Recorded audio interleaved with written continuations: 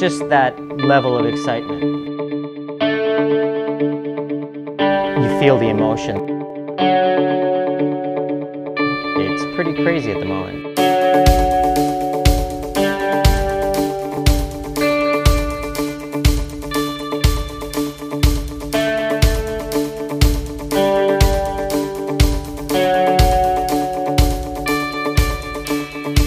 London is obviously one of the biggest cities in the world. It's obviously the capital of the UK in terms of not just the capital, but it's also the capital of culture. I think every country has cities which have particularly vibrant music communities and have cities which are probably underrated. I think in England, London's definitely got the most vibrant scene right now. One of the most amazing things about London and music is that there's so many types of acts. There's so many genres too. I mean, obviously London has been known for its electronic music scene, well, the UK, but it always ends up in London in one way or another. There's grime, there's indie, British hip hop, rock, emo. I mean, there's so many genres for such a small island. London is a great place to be. There are quite a lot of nights on that get regular crowds in, and you can be on the bill and do like 3 songs or something, and suddenly there'll be, you'll have exposure to 100 people who go there every Sunday night or whatever. As one of the world cities, obviously has quite a unique position in that in the UK, if you're really serious about making it in the industry, London is the place you will naturally gravitate towards. It's a real hub for venues, it's where passionate audiences are easy to come across, and there's also a real community of musicians. London's a crazy town, and music is in the bedrock of the city. That doesn't mean bands are from here. Bands move here. I lived here for about 6 years in London, and it was a great place to sort of begin being a musician and in the UK, because there's so many opportunities here for performing, and just most of the industry is based here. Some of my favourite musicians have definitely been those who have come from overseas and either have lived here for a little while before heading back home. We had an amazing vocalist, one of the best singers I've ever seen, called Camille Deline, who came over from Canada and lived here for a few years, but is now back there. I think the UK and the US have a really long established connection with music, you know. Lots of bands influencing bands out there, and then vice versa. I book a lot of acts from the States too who come over here, because you could tour the East Coast for 3 months and be lucky to get somewhere or get a decent following. You could tour the UK for 2 weeks and you'll get an army of followers. Probably, you know, it's a predominant place for music across the whole of Europe as well. Everyone knows British music has a real impact globally. So London is very much a world music city. And I think that's why, obviously, when you look at the whole UK, you're bound to come back to looking at London and what's going on there, because it's kind of a more intense version of the challenges that you see everywhere else. The grassroots music venues are like the research and development part of the music industry. They're the places where artists get to try out their material. It's where they get to build their acts and how they communicate with audiences. It's also one of the ways in which new audiences discover new artists. And so the grassroots scene in the UK has always been very, very important in terms of that training ground for future stars of the music scene, but also places for experimentation.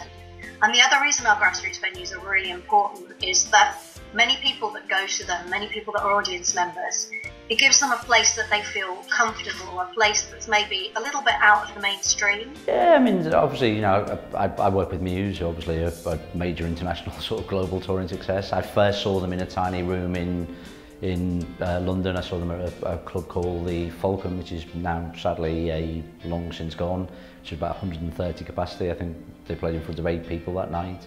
Got involved working them from that time on in late 1998. Set about over the next few years, putting them through various small venues and getting bigger and bigger each time. Luckily, because their career trajectory was working properly, you know, and obviously we went from venues such as the Monarch in sort of London through the 100 Club, Ulu, Astoria, straight up to sort of big theatres, arenas, and now the stadiums that they play today. The actual biggest jump from the small to the big is I never booked him, I never had the opportunity to book him, but a year or two before I started doing Folk Room, people on the exact same circle I'm on were booking Ed Sheeran all the time, and you could not stop booking him because he would do any gig you gave him. And now obviously he's one of the ones at the O2. It's a huge venue. It's a great venue for big bands, and I've seen some great gigs there. But what you get is a very different experience than anything you'll get at a Folk Room, or even any other gigs around London in small venues like ours. It's also, there's something sort of really rock and roll about small, sweaty venues that sort of is a really important thing for sort of, most bands to sort of experience. And most musicians, I think, go to small venues, before they become musicians. And yeah, it is really important for us as agents that there is a circuit there for artists to play. Because obviously without somewhere to play at the beginning of their career, we're not going to have bands with careers. They're real hubs of creativity, of bringing people together, and experimentation. And so we believe that for all of those reasons, they need to be protected as important places for all of that activity to come on. And then on the other side of it, you can look at it in economic terms, which is that the music industry is really important to the UK. The creative economy is quite key to the way the UK functions. And if you take away that bottom layer where the work starts to happen, where new things develop, over time that's going to impact on the whole of the industry and very much endanger a key part of the UK's identity in cultural terms.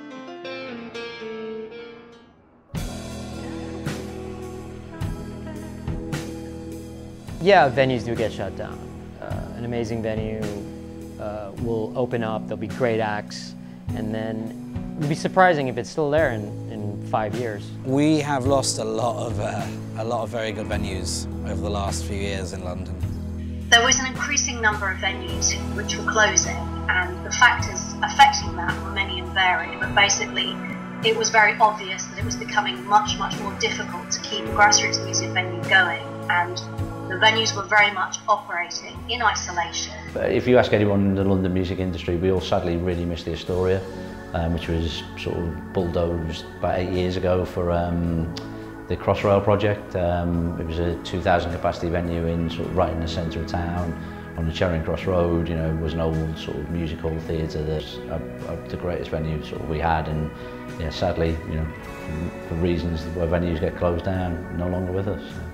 We felt that a body was needed to bring these venues together, to create a network, and also to represent them, because being individual and being across the whole of the country, they really weren't being consulted at all.